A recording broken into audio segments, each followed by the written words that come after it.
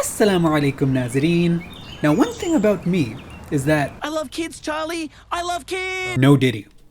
Anyways, my two sisters got married one day and now alhamdulillah I have been blessed with a beautiful niece and nephew from sister 1 and another adorable little tyke from sister 2.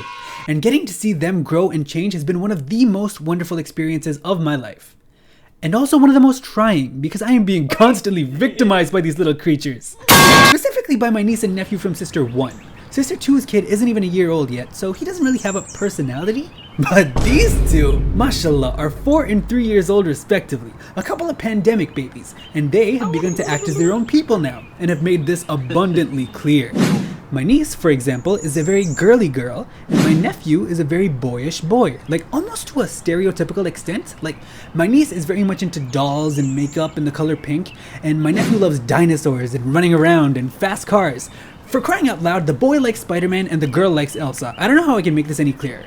But anyways, when these two were born, I was on a mission to become their favorite uncle, so that when they grow up, they'll want to hang out with me and only me. And I can say with confidence that I got what I wanted. And you know what? I'm very happy about it. Having children feel safe around you is a huge flex. The problem, however, with having kids who are comfortable around you is that it's infinitely harder to make them take you seriously.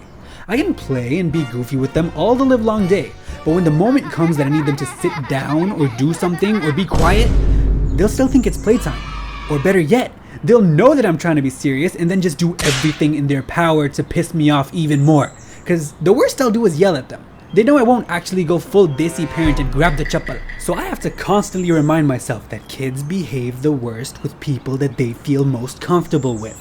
And believe you me, these kids are very comfortable.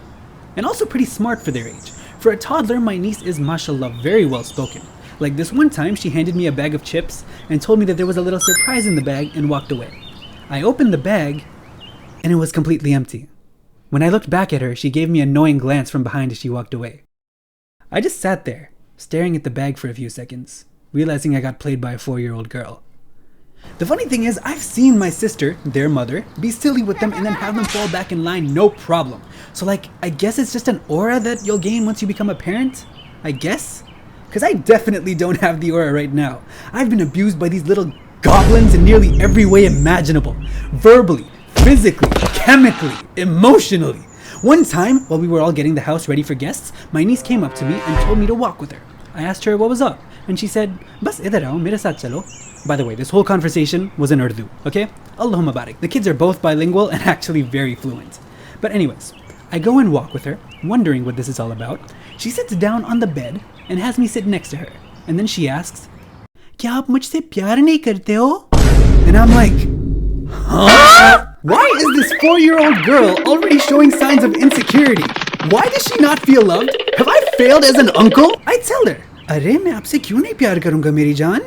And she says, "Kyunki aap mujhe park nahi leke ja rahe hain." That's what this is about? You dramatic little... We're cleaning the house right now. The maid is over. We have guests coming in 2 hours and you choose now to do this.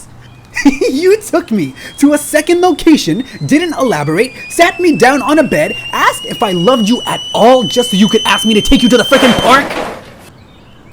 God, she really is my niece, isn't she? And remember my nephew that I mentioned earlier? Yeah, he isn't any less of a handful either. My niece is a talker, and the fun part about her is that she has an attitude and likes to have conversations with people like she's grown.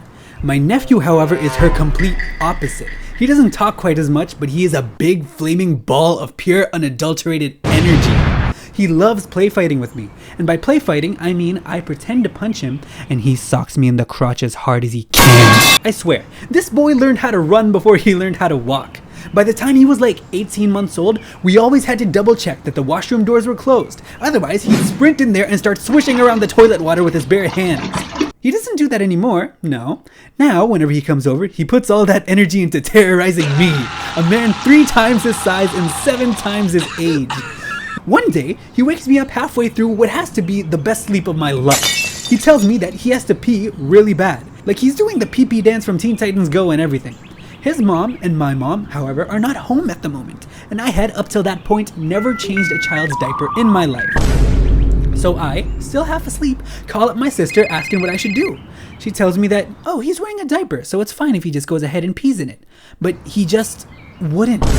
He had before, but he just wouldn't now. He wants to go to the washroom. So I asked my sister what I should do next. And she says, okay, fine. Just take him to the washroom, pull down his pants, and he'll pee on his own. So I do that. I take him to the washroom, pull down his pants, tell him to pee, and yeah, he starts peeing on the floor, on the carpet, on his clothes, and on me. Basically everywhere that isn't the toilet. So, with the quickness, I lift him by his armpits and aim that sweep of death at the toilet where it won't hurt anyone else. He finishes peeing, and by that point it was pretty safe to say that I was not sleepy anymore. Okay, now, with all that said, you might think with how I'm telling these stories that I find the kids to be like a nuisance or something, but I promise, it's not like that at all. The kids love to mess with me, but they're actually very thoughtful and sweet too.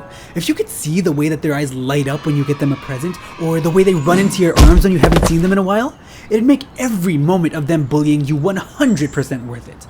And if you haven't experienced watching kids whom you love grow up in front of you, I honestly don't think I can explain to you the weird combination of frustration and annoyance mixed with self-sacrificing love and devotion that ends up taking you over.